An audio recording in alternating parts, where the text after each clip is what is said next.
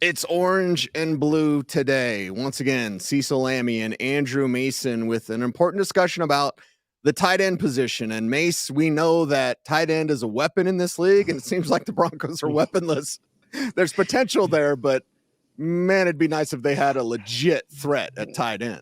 There's potential there, but for the most part, the tight ends for the Broncos function in a blocking capacity.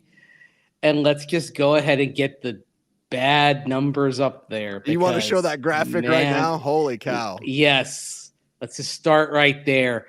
Receptions from the tight end position, 39. That ranks dead last, 32nd in the NFL. Ouch. Receiving yards, 362 for the entire tight end position. That ranks dead last in the NFL. Wow. First downs on receptions from the tight end position, 19. It ranks dead last in the NFL.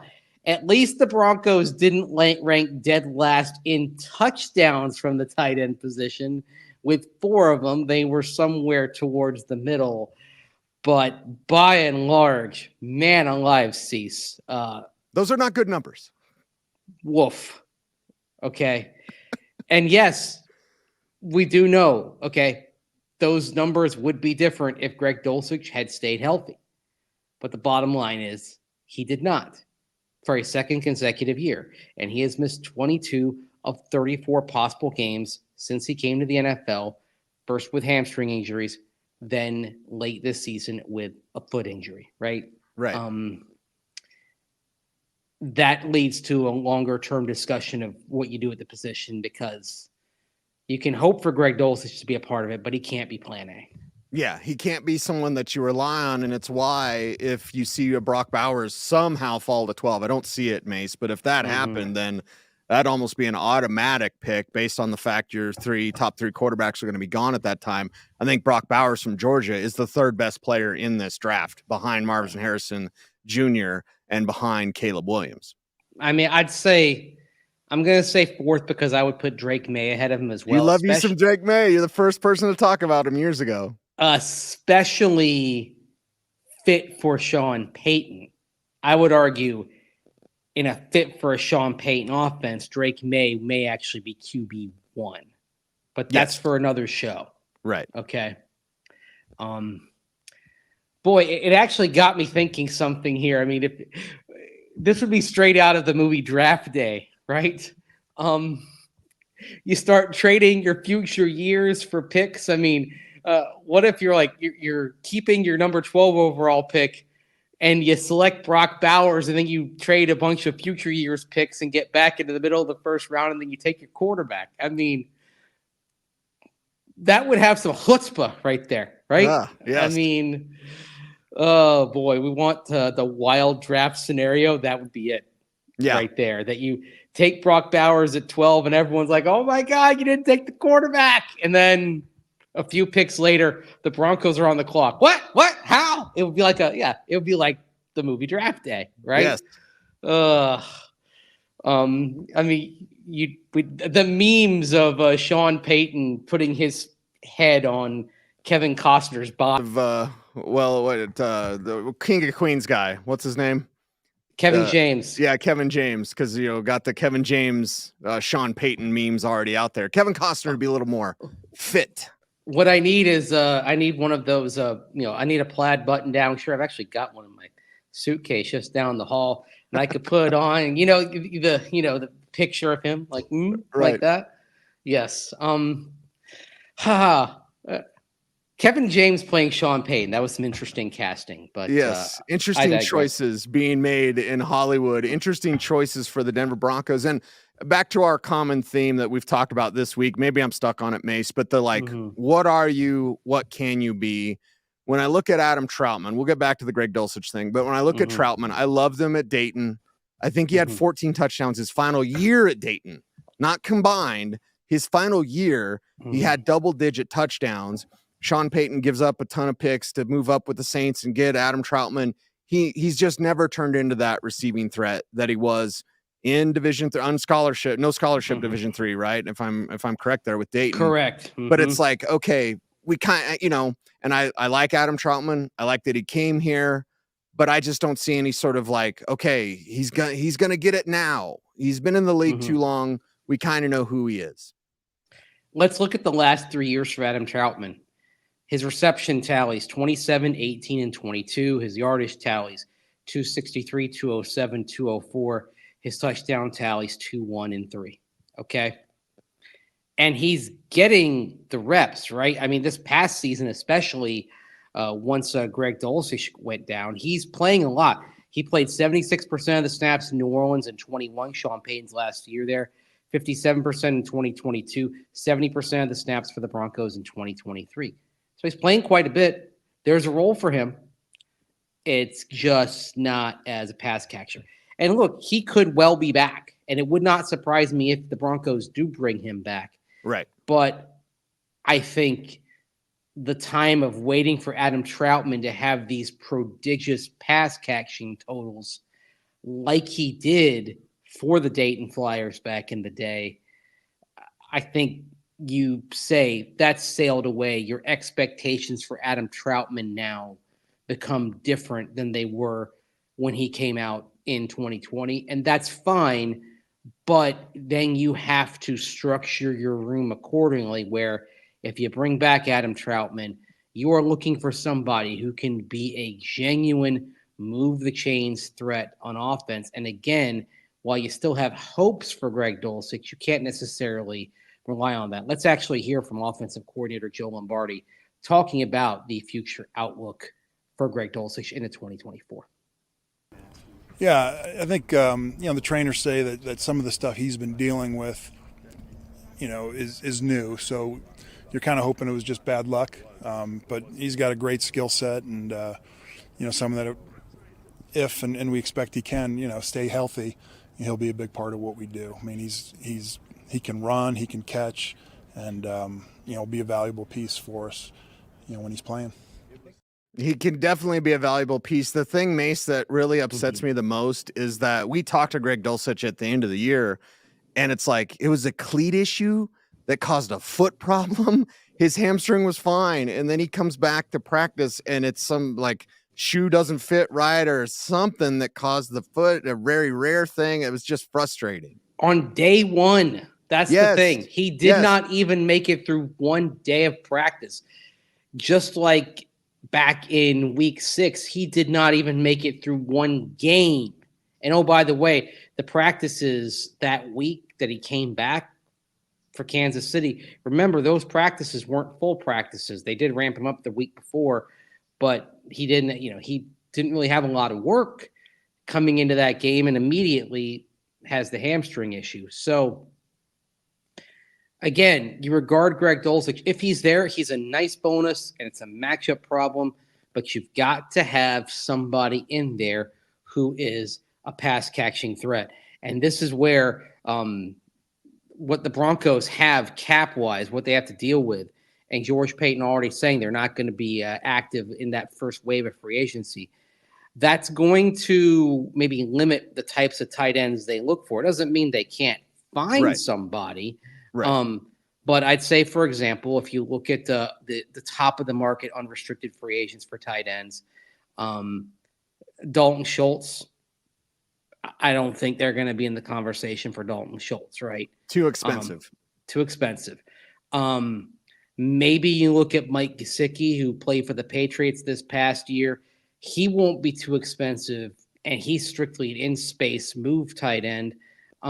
He's huge. He's not a blocker, but he's a huge target. Yeah. I even think that someone like Noah Fant going into his second contract, coming off of course, the last couple of years in Seattle after the Broncos trade him there in the Russell Wilson deal, even Noah Fant's contract might be a little bit beyond what the Broncos want to give when they bring in a tight end. We might be talking about somebody like Gerald Everett, who's going into his age 30 season, coming off the year with the Chargers. Maybe you give him a look. He had 51 catches last year, so he's reasonably productive. But I don't think you're going to be attacking the top of the deck here in free agency if you choose to go that route. Looking for a tight end to help out that room. And that's why, bringing back an Adam Troutman would make sense, but not for weapon purposes, just for comfort purposes. And reminds me of back in the day when you had an Owen Daniels, for comfort, that type of thing. What they need, though, is they need JT Superstar 80. We're going to be at the Shrine game, and the website's down, so we can't see the final rosters, but we'll be there in a couple of days, Mace. And the thing is, we saw him in Orlando at the Shrine game. We saw Julius Thomas there. The Broncos need a hit on some sort of day 3 gem, if they possibly can, at tight end. And it's just one of those needs where this league is about, mismatches. It always has been. But now, especially with tight ends no longer being those blockers, they need someone that's kind of a modern day tight end. And maybe that is finding a basketball player like a Julius Thomas. Maybe they can find some sort of day 3 gem. We're going to let everybody know what we see. I'm looking forward to seeing, who those players could possibly be. But I just wish they had more picks. This gets back to the picks conversation.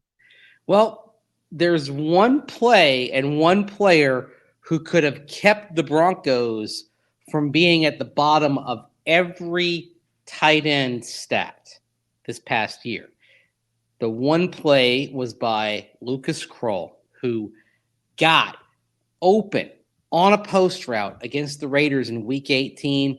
Jarrett Stidham threw a nice ball, but defender got to it, broke up the pass. That would have been a 57-yard touchdown if it had not been broken up. But if you are looking for an internal option who maybe could help be the answer, if you can't go free agency, you can't go the draft, and we know George Payton, he's talked about internal options at other positions like Alex Forsythe, like Drew Sanders, like Riley Moss. The internal option, if you're going to get pass catching punch, is going to be Lucas Krull. I was skeptical about his ability to help when, coming from the practice squad. And certainly the production wasn't great for Lucas Krull, right, in spite of the playing time that he had down the stretch. But if you've got a quarterback more tuned to rhythm and timing, maybe it could work a little bit better. Krull, of course, had 95 yards on 8 catches and a touchdown over the course of the 7 games that he played this season, including 2 starts. And, Krull is talking like somebody who believes he's going to be a big part of that room coming up in 2024. Let's hear from him. No, I feel great. I think this journey, is just beginning for me. And last year being a great learning year, coming in this year, starting to get my feet a little wet, getting in the action, doing the things I can to help this team any way possible. And I'm just super excited for the future. I know I'm just breaking the ice. I have full confidence in my ability and my potential, and I can't wait for this offseason to get back to work and get ready for this next season. It's exactly the type of player that they need to take that next step and kind of go from nowhere to, star for the Broncos. And he certainly got the receiving ability, certainly has that weapon ability. Maybe with the experience he gained this year, we can see more improvements from Lucas Krull in terms of statistical production. Yeah, and he did get open, right? Yes. we did see the opportunities that were there for him. I think back to the Buffalo game when he came in and made his debut. A quarterback who's looking across the middle of the field a little more may have been able to take advantage of Lucas Krull. And that it's actually one thing you could say, okay, with the tight end position, is it going to look a little bit different with a quarterback who's more tuned to a Sean Payton offense, the things that Sean wants from his quarterback? That's fair to say, although I don't think you're talking about the Broncos instantly having one of the league's most productive tight end rooms. I don't think we'd be talking maybe about this group being dead last. But the other thing also is, and we saw this with Russell Wilson and Greg Dulcich in 2022, Dulcich was making some plays over those 10 games that he played with Russell Wilson. So it's not like Wilson is somebody who's going to ignore the tight end if the opportunity is there. Right. And so that's why no matter what, I think you've got to look to add to that room one way or the other. We're going to, one of the guys we're going to get a look at, of course, at the Shrine game is Dallin Holker out of CSU. Yep. So, a couple of CSU players there. Kamara's going to be there. Holker's going to be there. day 3 pick. And CSU kind of becoming tight end. Trey McBride coming along very nicely for the Arizona Cardinals this past season. One of the best young tight ends in the game. And I'll say this: that's a guy the Broncos would have loved to have had in 2022. But instead, didn't quite fall as far as they needed him to. Right. To where the Broncos could make a move up and trade for Trey McBride, but I do know on good authority he was very high on their list and on their radar. They should have moved up then, because once he fell to day 2, I had a first-round grade on him. I swore to God he was going to be a first-round pick, and then when he wasn't, that's the type of talent you make a move for, and it was a stay put Greg Dulcich instead of move up and get Trey McBride. So maybe Holker, who's not as talented as Trey McBride, but more of like a probably 4th-round grade, mid-round grade on Holker. We'll see. Guys certainly, can make some plays and make plays in the red zone like he did for the Rams there. So it'd be nice to see, nice little hometown story, and the price wouldn't be too high. Of course, then again, the other thing is you look at the 4th-round tight ends in that draft, some of them that went off the board. Cade Otton, who we saw flashing for Tampa Bay in the playoffs just recently. Jake Ferguson, who's off to a very nice start of his career with the Dallas Cowboys, and Isaiah Likely, who's delivered some very good play for the Baltimore Ravens over the last couple of seasons. And we saw Likely at the Shrine Game.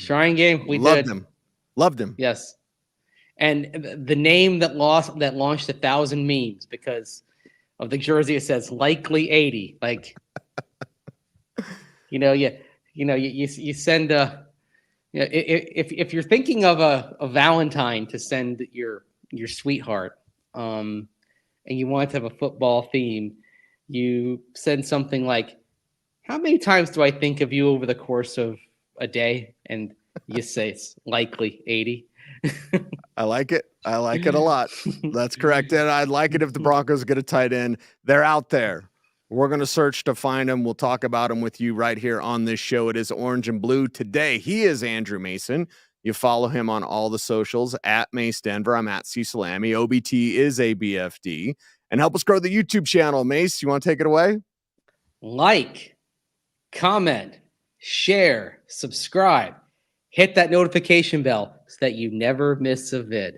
That is correct. It's kind of what we do here. Excellent. As always, my friend, we appreciate everyone out there for doing that. He's Mace. I'm Cease. Stay tuned, and would you please stay frosty.